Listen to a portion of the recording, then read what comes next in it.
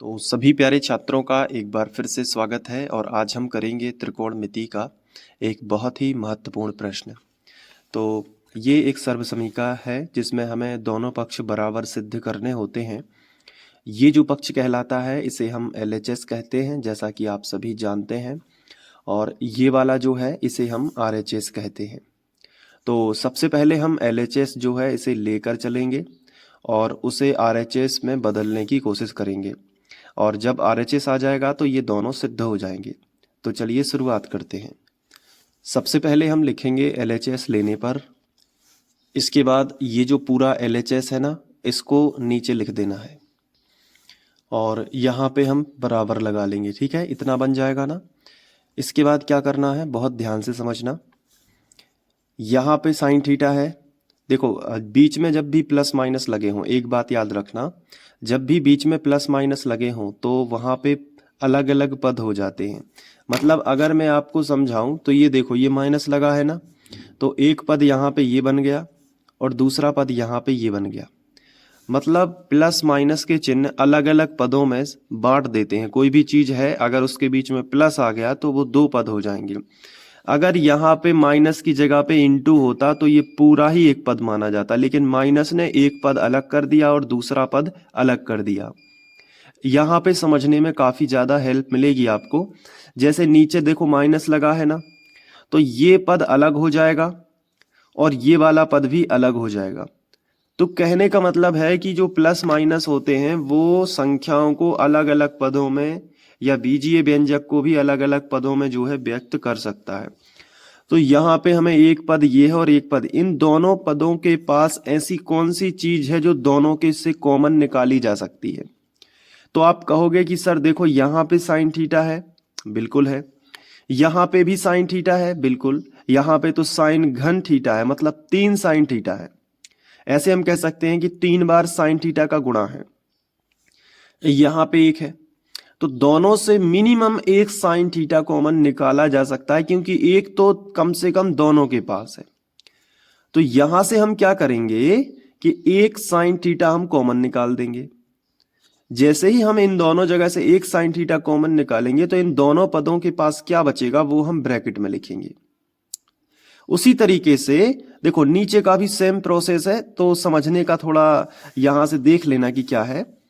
यहां पे भी दो पद है, तो यहां से क्या कॉमन निकलेगा, कॉस, तो वो हम बाद में करेंगे। अभी देखो ऊपर दोनों जगह से हमने साइन थीटा कॉमन निकाला, तो इन दोनों से पूछते हैं कि दोनों जगह से साइन थीटा निकलने के बाद इनके पास क्या बचा। तो देखो साइन थीटा निकल गया तो यहां कुछ नहीं बचा, तो एक बचेगा, क्योंकि पूरा ही साइन थीटा बाहर निकल गया।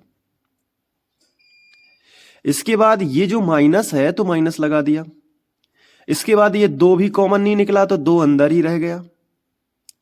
यहां से साइन थीटा निकल गया तो साइन वर्ग थीटा बचेगा, क्योंकि एक निकलेगा तो दो तो बच जाएंगे। तो यहां पे हो गया साइन वर्ग थीटा। अब इसी तरीके से नीचे भी देखो दो पद हैं, तो यहां भी कॉस है और यहां भी कॉस है। कम से कम एक कॉस थीटा दोनों के पास है। देखो यहां कॉस थीटा कम से कम एक है ना, तो दोनों से कम एक कॉस थीटा जो है वो कॉमन निकाल सकते हैं। तो यहां पे हमने लिखा कॉस थीटा कॉमन निकाल दिया। कोष्टक में क्या बचेगा, इधर देखो। पहले इस वाले पद से पूछा कि भाई साहब कॉस थीटा निकल गया तो क्या बचा, तो देखो इसने कहा देखो दो बचा, क्योंकि वो तो कॉमन नहीं निकला।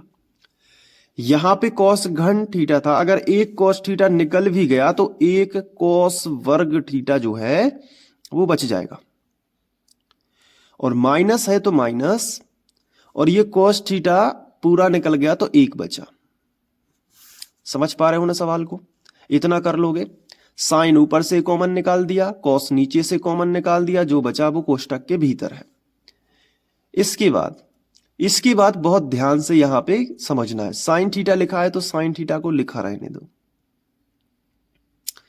इसके बाद 1 - 2 साइन वर्ग थीटा है, इसको भी यहां पे हम ज्यों कहते हैं लिख देते हैं।